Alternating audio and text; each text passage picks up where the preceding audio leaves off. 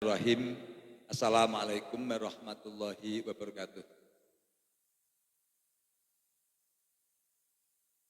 Allahumma salli ala sayyidina wa maulana Muhammad wa ala alihi wa sahbihi wa dzurriyyatihi wa man tabi wa ummatihi ajmain.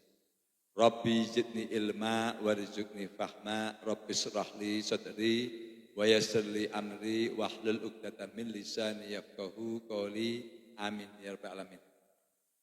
Pada hadirin peserta kuliah ilmu kesehatan hewan dan ilmu peternakan yang saya hormati, yang dirahmati Allah Subhanahu wa taala, pada kesempatan hari ini, hari Kamis tanggal 9 Januari tahun 2025, saya DRH Muhammad Burhan akan menyampaikan materi kuliah dengan judul Pengobatan dan Penanganan PMK pada sapi.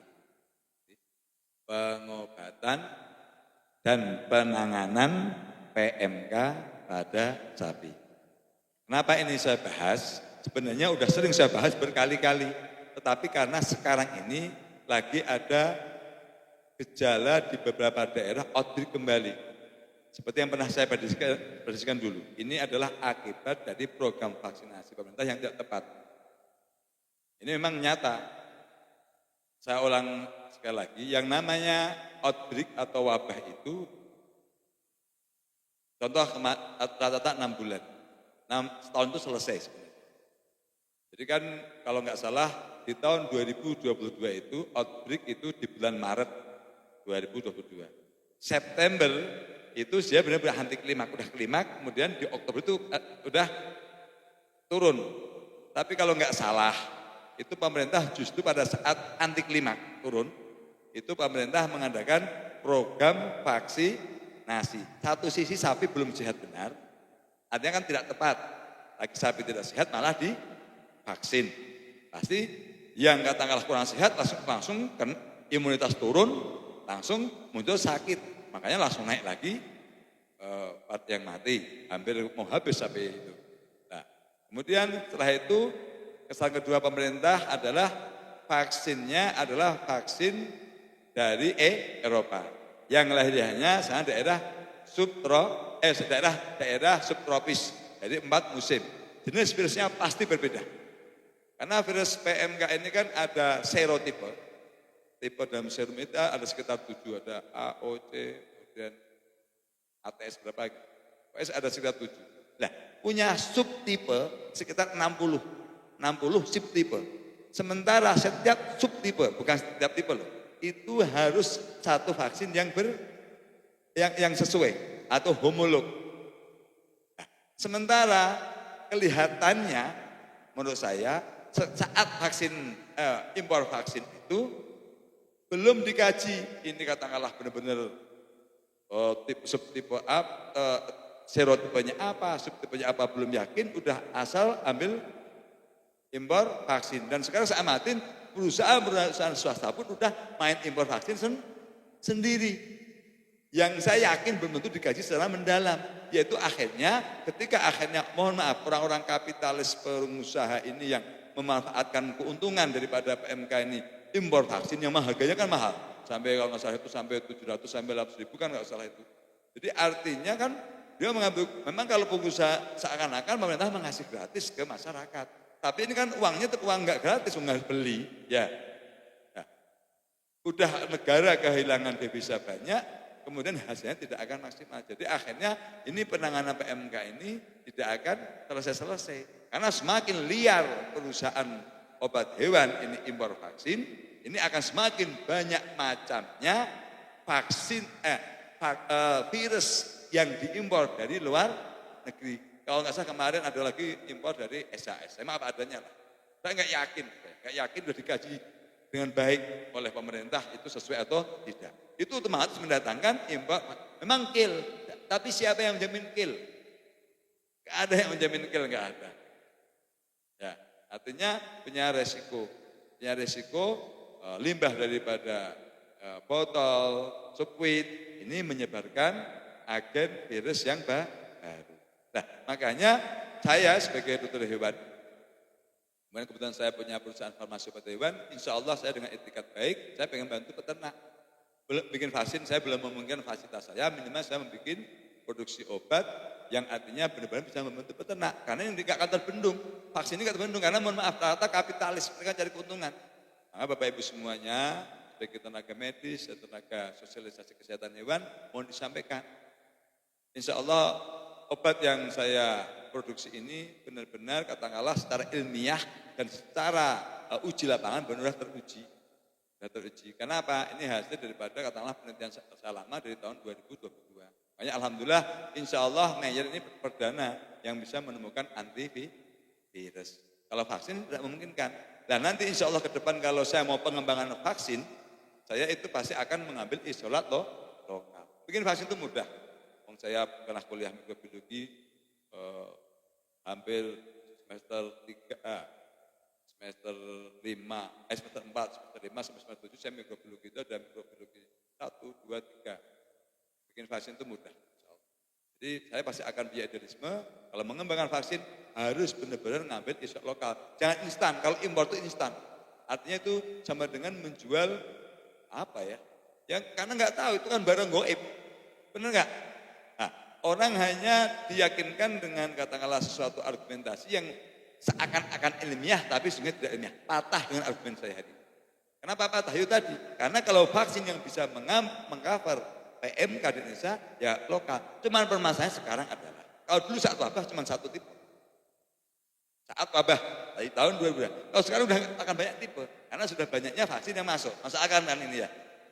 Banyak tipe. Jadi artinya kalau seandainya saya mengembangkan vaksin, saya harus mengambil beberapa sampling dari kejadian setiap daerah. Jangan-jangan tipenya udah berbeda. Jadi akhirnya ketika jualan daerah mana? Contohnya daerah Jawa Tengah. Contoh misalnya kata dia tipe serotipenya A, tipenya apa? Itu sesuaikan dulu. Itu juga belum tentu jamin karena udah terlanjur acak-acakan. Ini harusnya makanya saya sampaikan dengan tegas kepada pemerintah, mohon artinya benar-benar impor vaksin ini dikendalikan. Mohon maaf, jangan sampai oknum pemerintah itu dimanfaatkan oleh pengusaha swasta mengambil keuntungan daripada penderitaan rakyat yang akan menambah wabah yang tidak akan pernah selesai. Ini jadi kuliah saya intinya di sini. Ya. Kita tidak bisa tinggal diam, ada sekemampuan kita dengan alur atau cara berpikir yang jelas berbeda. Kenapa? Mereka dengan impor vaksin yang hasilnya belum jelas, apalagi keadaan sekarang. Satu sisi mau wabah lagi, kemudian katakanlah divaksin, kita tidak pernah tahu status keadaan kesehatan sapi, divaksin bisa langsung malah sakit, kemudian mati. Maka daripada itu, yang paling tepat kita obatnya. Obat daripada, makanya alhamdulillah saya launching belum lama. Launching baru sekitar sebulan kayaknya belum. Tapi alhamdulillah hampir semua customer yang mengambil peternak itu hampir semuanya repeat, termasuk saya sendiri. Jadi repeat. Jadi alhamdulillah insya Allah hasil uji saya secara ilmiah memang bisa saya bertanggungjawabkan, secara di lapangan juga bisa. Nah selanjutnya untuk mengingatkan kembali saya akan menyampaikan tadi tentang katakanlah untuk mengenali gejala PMK. Karena jangan segala sesuatu dikebiahuyah atau dipukul rata sebenarnya PMK. Karena saya juga banyak yang konsultasi ke saya, akhirnya kan lagi PMK, penyakit infeksi pencernaan juga dianggap PMK. Contoh katakan kemarin ada yang konsultasi ke saya. Jadi, satu bedah bangkit dan sebagainya, ternyata katakanlah indigesti rumen. Jadi kalau sesak nafas sungguhnya itu, kalau pneumonia paling nggak sesak nafas. Tapi kalau indigesti, contoh kembung, contoh makanan aja terkena, itu malah sesak nafasnya nafas. Nah, PMK juga sama karena panasnya. Sesak nafasnya ngos-ngosan itu karena panasnya. Karena saat terjadi PMK itu kan dari awal ya. Jadi kalau PMK ini kan disebabkan oleh virus. Virusnya adalah Apte episootica. Jadi makanya disebut dengan penyakit AE sebenarnya kan. Apte episootica.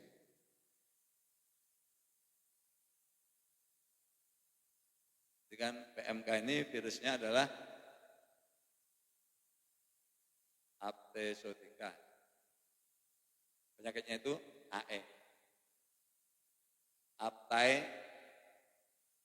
episootica.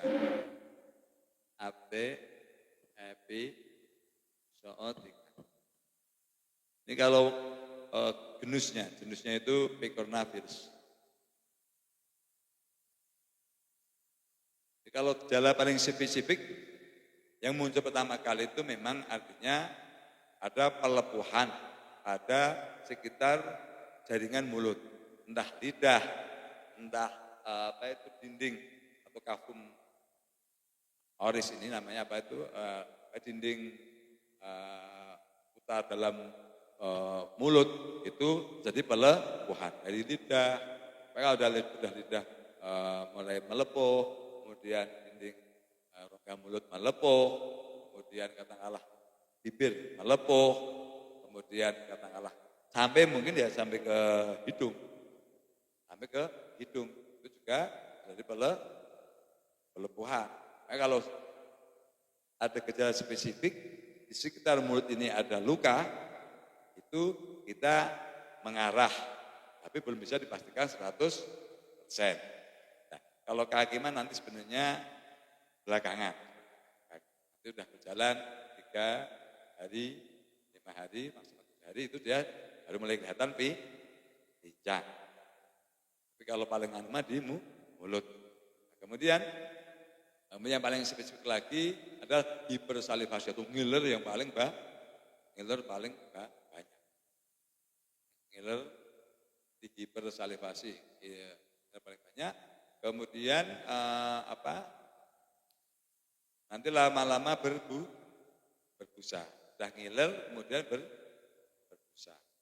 Nah, kemudian suhu tubuh itu di atas 40. Di atas 40 sampai 41 derajat Celcius. Nah itu demamnya sangat tinggi. Semua penyakit virus di awal pasti demam tinggi. Kalau sudah menjelang meninggal dunia, pasti subtermal, pasti suhu rendah. Kuncinya dalam 3 hari ini dia klimaknya 3 hari. Ya ini kan suhu tubuh tinggi. Itu hampir semua penyakit virus. Mau PF maupun apapun. Silakan Pak Habib. Selamat datang Pak. Assalamualaikum warahmatullahi wabarakatuh. Jadi semua penyakit virus itu pasti demam tinggi sampai 3 hari. Nah, PMK ini ketika katakanlah selama 3 hari, selama 3 hari ini katakanlah di tangan secara intensif pasti sembuh. PMK ini. Nah, kemudian kalau untuk sapi perah itu langsung drop produksinya jadi sampai 80%. Contoh biasa produksi 10 liter, itu bisa tinggal 2 liter. Kenapa? Ilmiahnya ada. Saat PMK ini kan demam tinggi. Saat demam tinggi konstriksi pembuluh darah. Mudah itu menyempit. Sehingga aliran darah yang ke dalam ambing sapi itu menjadi sedikit. Sementara yang namanya susu itu dari darah. Di Al-Quran juga ada. Sungguhnya dari darah menjadi susu itu Al-Quran. Nah, kemudian jadi yang spesifik tadi ya, jadi melepuh, kemudian kaki pincang, hipersalivasi, ngiler, kemudian berbusa. Nah, tingkat penularannya, tingkat kejadiannya 100%. Jadi kalau satu kandang udah ada satu gejala PMK, insya Allah semuanya akan kena semua. Tingkat penularannya 100%. Itu namanya angka morbiditas, angka kesakitannya 100%. Angka kematiannya berapa? Kalau teori 3-15% tidak. Jadi angka kematiannya itu mencapai 20-30%. Kalau tidak diobatin 100%. Nah, kematiannya dari mana? Intinya karena gejala demam yang sangat tinggi. Nah, ketika udah demamnya tinggi, panas, akhirnya step tadi, kejang. Kalau udah kejang, akhirnya penyempitan bronkus, itulah mati. Makanya teori 3-5% tidak. Jadi minimal itu 20%. Kalau tidak diobati, bisa sampai 80%. Nah makanya Pak Habib kalau datang, ini Pak Habib ini kan termasuk orang, ini kan orang hukum, juga orang peternakan, nanti bisa disampaikan Pak Habib ya, saya ulang Pak Habib ya. Jadi intinya kenapa sekarang mulai muncul update lagi Pak, ini adalah salah kebijakan dari pemerintah. Jadi begini Pak Habib, yang namanya semua penyakit, ulangi Pak Habib ya, ini sampaikan ini penting. Jadi yang namanya semua wabah penyakit itu Pak Habib ya, itu klimak dari muncul outbreak atau wabah itu klimak di 6 bulan. 6 bulan itu anti klimak Pak Habib. Nah, seperti kemarin PMK dimulai kan sekitar bulan Maret tahun 2022. Itu sebenarnya di bulan September Pak Habib, itu dia sudah anti klimak, sudah mulai turun. Hanya sayangnya pemerintah justru ada kebijakan impor vaksin. Itu kesalahannya fatal dua. Satu, kondisi belum anti klimaks selesai, karena anti klimaks setahun selesai. Kalau setahun itu wabah pasti beres. Amat yang termasuk COVID dan sebagainya, itu beres. Setahun pasti beres. 6 bulan klimaks, kemudian 7 bulan turun anti klimaks, setahun itu beres. Nah, seandainya katakanlah itu dibiarkan saja, dengan pengobatan saja, karena apa? Saat sebelum selesai itu pasti kan ada yang katakanlah belum sehat benar. Yang namanya kondisi vaksin itu harus kondisi sehat. Ketika katakanlah dia tidak sehat, otomatis kan justru menurunkan imunitas, memperparah keadaan penyakit. Lah, pemerintah malah saat belum selesai dia sudah vaksin. Kalau program vaksinasi itu namanya juga pencegahan vaksin itu kan diadakan sebelum ada terjadi outbreak. Kalau pemerintah cerdas, dia tahu bahwa PMK ini katakanlah akan muncul di Indonesia. Kenapa? Pemerintah tahu kenapa? Karena pemerintah sadar di tahun 2021 Jokowi impor daging dari India. Nah, itu real, bertonton, jelas. Dosen saya zaman dulu namanya Pak Subroto, Profesor Subroto sama Pak Prabowo MPL. Dosen saya itu sudah bilang jangan pernah impor ternak dan produk hasil ternak dari India. Itu tahun saat kuliah saya. Itu harusnya kalau memang dia mau impor, dia cerdas, asisten menteri ini menyampaikan kepada Pak, kalau mau impor ini punya risiko, vaksin dulu semua sapi di Indonesia. Jadi ketika nanti tertular, ada outbreak, sudah punya tahanan. Tapi vaksinnya harus vaksin lokal, tidak boleh vaksin dari impor. Kalau enggak minimal vaksinnya yang punya probabilitas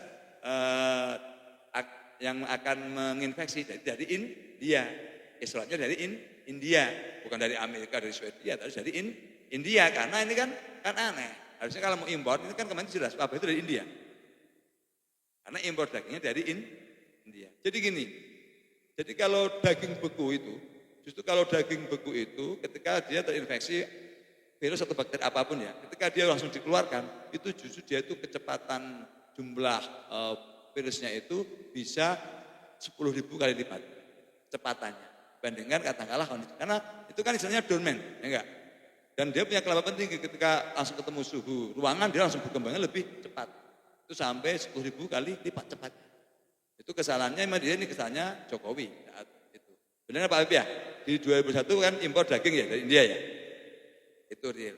Nah, akhirnya menyalahkan pengusaha di Jawa Timur yang impor kulit. Enggak mungkin. Kalau kulit itu sudah penyamakan. Penyamakan itu menggunakan garam. Tidak ada mikroorganisme apapun yang kuat dengan garam. Nah, itu benar selanjutnya Pak Habib ya. Itu kemudian mereka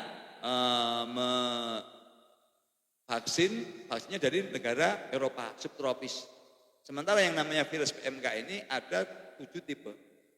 Nah, totalnya ada 60 subtipe. Nah, sementara yang namanya katakanlah vaksin itu harus homolog, harus sama.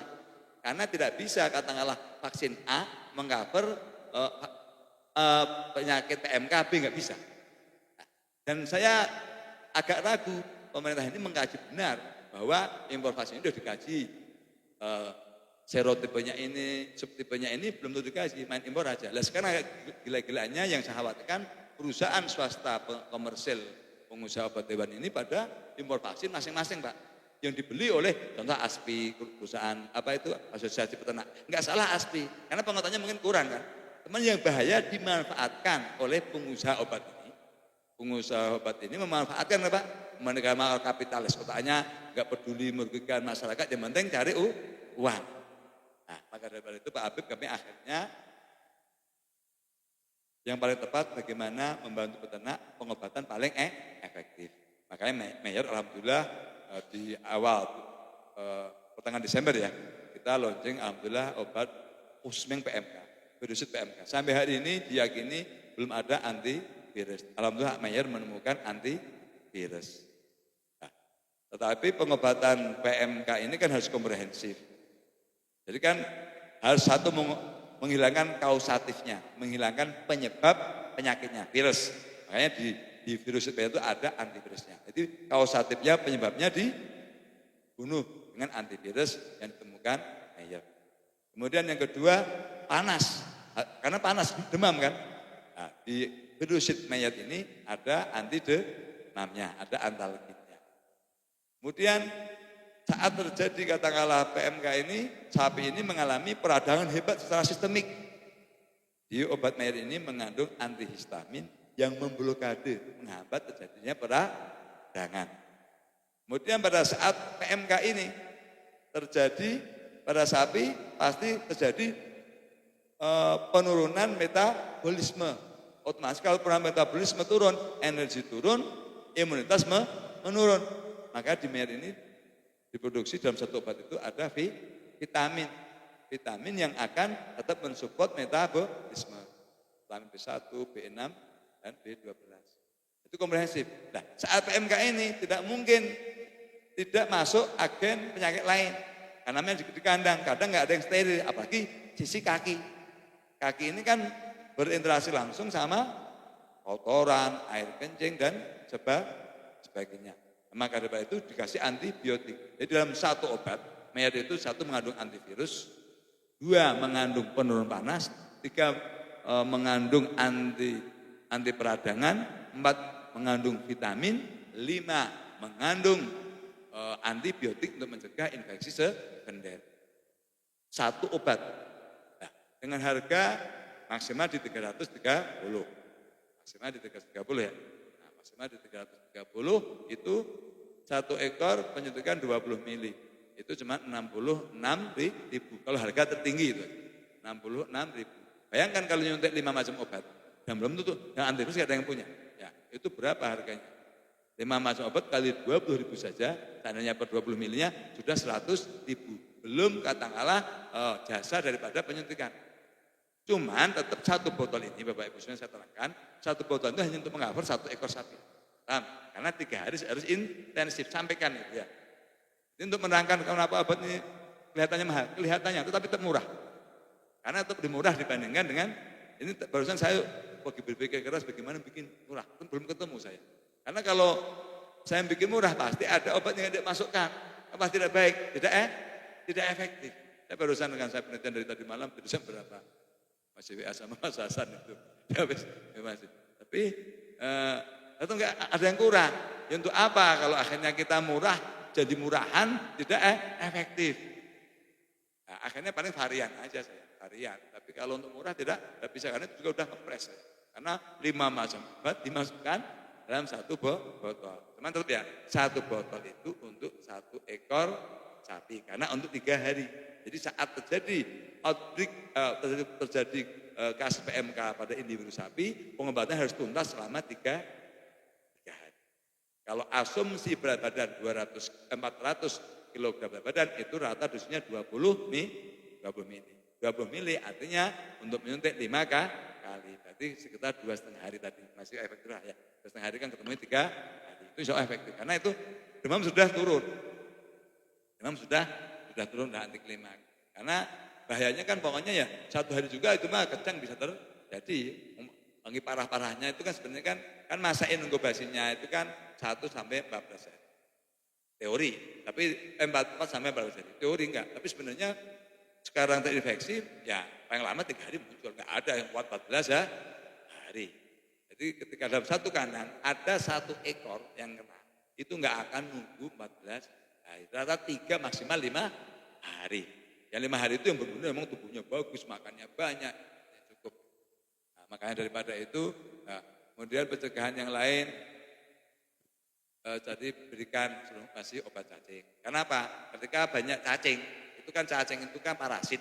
Parasit kan menghisap darah. Darah kan mengandung antibodi, ya. Jadi otomatis menurunkan daya tahan tubuh. Jadi obat cacing ini penting. Ini obat cacing itu mengurangi parasit sehingga darah itu tetap normal. Kemudian makanan yang baik. Makanan yang baik apa? Kalau kelas petani biasa kita edukasi, ya benar rumput sebanyak-banyaknya. Rumput itu lengkap. Karena apa rumput itu lengkap? Jadi rumput itu ada air 85%.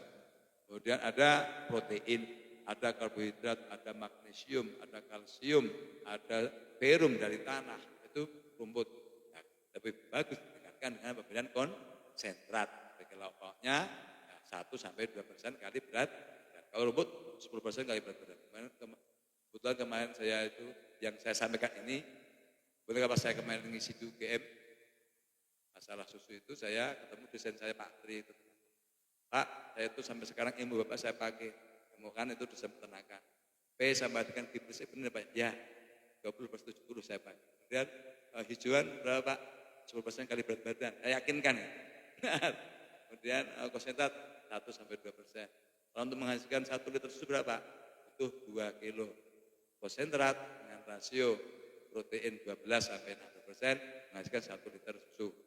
Jadi itu karena hati saya itu kontak sama beliau gitu. Jadi alhamdulillah ketemu sama dosen ini. Padahal bukan dosen FKH, dosen peternakan. Tapi ilmu itu praktis tapi kepake sampai ini menjadi pola pikir saya untuk mengajar ilmu peternakan. Jadi itulah ilmu yang bermanfaat. Makanya saya sampaikan kalau ilmu yang bermanfaat itu kita takdim, hormat sama guru. Tapi guru tidak boleh minta dihormati. Tapi sebagai murid itu kalau hormat sama guru, nah dosen saya yang 2 sudah meninggal dunia, Pak Prabowo itu ilmu reproduksi. Itu benar. Hanya simpel saya dikasih mata namanya penelitian. Pengaruh makanan konsentrat terhadap reproduksi. Itu kayak ilmu disepelekan. Urusan konsentrat. Tapi di sananya mendalam. Saya jadi tahu hormon, jadi tahu reproduksi, tahu segala macam. Itu dosen saya sampai sekarang artinya benar-benar menjadi favorit saya. Pak Prabowo Embel sama Pak Tri. Itu di Bapak Ibu semuanya itu ya. Dan nanti setelah ini kita bahas masukan masing-masing laporan dari lapangan seperti apa untuk masukan bagi kita semuanya. Termasuk respon obat ini kan masih ada yang plus ada minus. Tapi insya Allah kalau yang lapor ke saya semuanya alhamdulillah jelas. Tapi kan saya butuh masukan dari Bapak Ibu semua. Ya, terima kasih. Mungkin itu yang saya sampaikan. Semoga bermanfaat. Insya Allah ini yang saya sampaikan biarpun vulgar. Tapi ini sebuah data. Jadi saya bisa bertanggung jawabkan. Biarpun saya mengerti pemerintah. Karena justru orang seperti saya ini ya harus berbicara pahit untuk kebaikan, kemajuan masyarakat. Karena kalau pemerintah tidak diingatkan, nanti akan merugikan masyarakat. Karena fungsi pemerintah itu untuk melayani masyarakat. Jadi saya siap dengan segala istilahnya pertanggungjawaban yang saya sampaikan ini. Karena itu sebuah realitas. Terima kasih. Billahi hidayah. Wassalamualaikum warahmatullahi wabarakatuh.